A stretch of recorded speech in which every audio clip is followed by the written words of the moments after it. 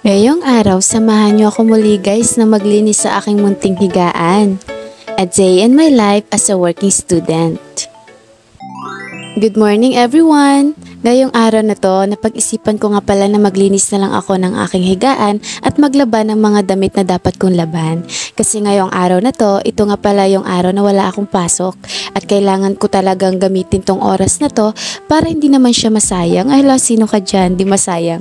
Pero ang dami ko ng oras na sinayang. Ay, At ito nga palang araw na to guys, napag-isipan ko na maglilinis ako. Kahit wala akong class ngayon, gumising ako ng maaga at tumayo ako sa higaan ko kasi kung hindi ka tatayo sa higaan mo, walang mangyayari. Buhagag pa nga pala yung buhok ko dyan guys kasi hindi ako nakapag-ayos sa aking sarili at nagwalis agad ako para mas mabilis akong matapos kasi may class pa ako ng 1 PM. Alam nyo ba guys, hindi ka makakapaglinis ng higaan mo or ng kwarto nyo pag isa kang working student. Pwera na lang pag may time ka talaga. Pero nagkakaroon naman kami ng time sa gabi. Minsan sa gabi ako naglilinis dito sa higaan ko or dito sa kwarto namin.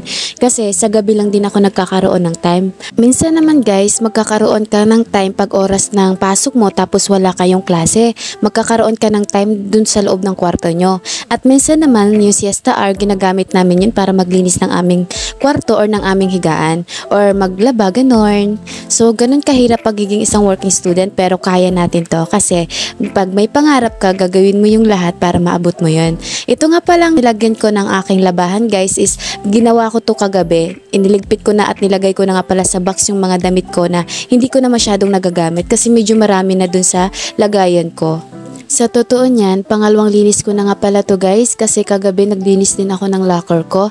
Kinuha ko yung mga damit na hindi ko na nagagamit masyado at yung damit na nagagamit ko palagi, yun yung nilagay ko sa locker ko. At kasi yung mga damit na hindi ko nagagamit, ilalabas ko na nga pala doon kay Kuya Bry para mabawasan naman ng konti yung mga gamit ko dito sa room. Kasi malapit na nga pala yung bakasyon guys, kailangan kong magbawas ng gamit para mabilis na lang yung pag-alis ko, mabilis na lang yung pagdala ko ng mga gamit kasi yung iba nalabas ko na. Ito nga pala guys, itong higaan ko, pinalitan ko na din ng bedsheet guys kasi kagabi hindi ako nakapagpalit kasi matutulog pa ako eh. Sa mga oras na yan guys, is medyo nagmamadali ako kasi nga may class pa ako ng 1 PM at yung oras natin parang tumatakbo napakabilis. Ito nga pala yung mga picture na dinisign ko yung oras ng open house. Kung napapansin nyo naman, dinikit ko na siya sa loob ng higaan ko. Ang galing diba?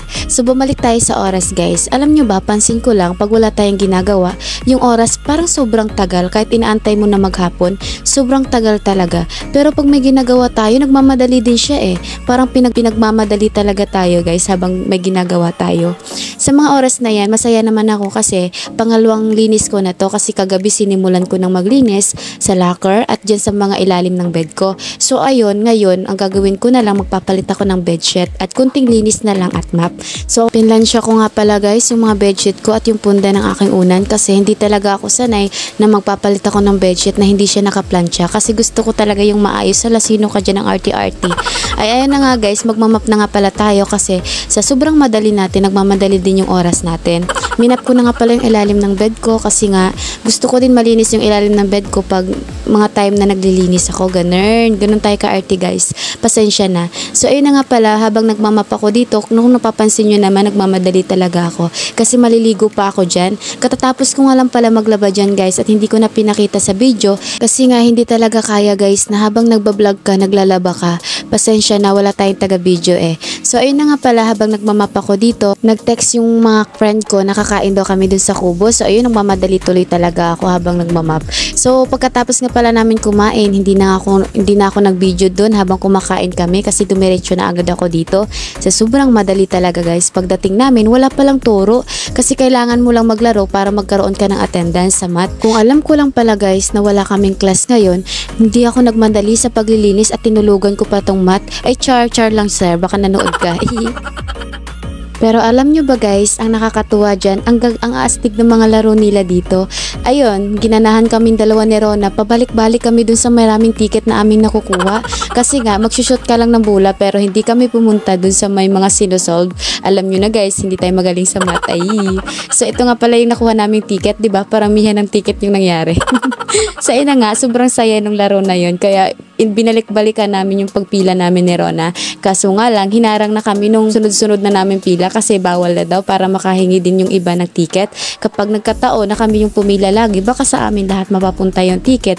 Ay, char lang. So ito nga pala guys, naglaro kami ni Rona, yung dinodrawing lang yung mga ipinakita doon sa laptop. So ayun, sa sobrang banu namin, di namin alam kung paano i-drawing.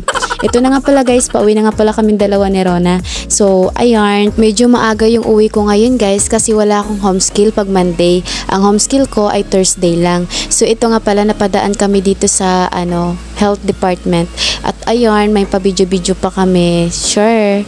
So, ito nga pala guys, ang araw na to is medyo wala tayong masyadong ginagawa pero naglinis lang naman tayo at pumunta tayo sa math subject. Yun lang yung ginawa natin. At ayan, may pa-video pa kami ni Rona dyan para naman mga timang kami dyan ni Rona kasi may pa-vlog-vlog pa. So, thank you nga pala guys sa inyong panunood palagi at sa pagsuporta nyo sa aking vlog. Sana ay tulungan tayo ng Panginoon sa lahat ng mga plano natin sa buhay.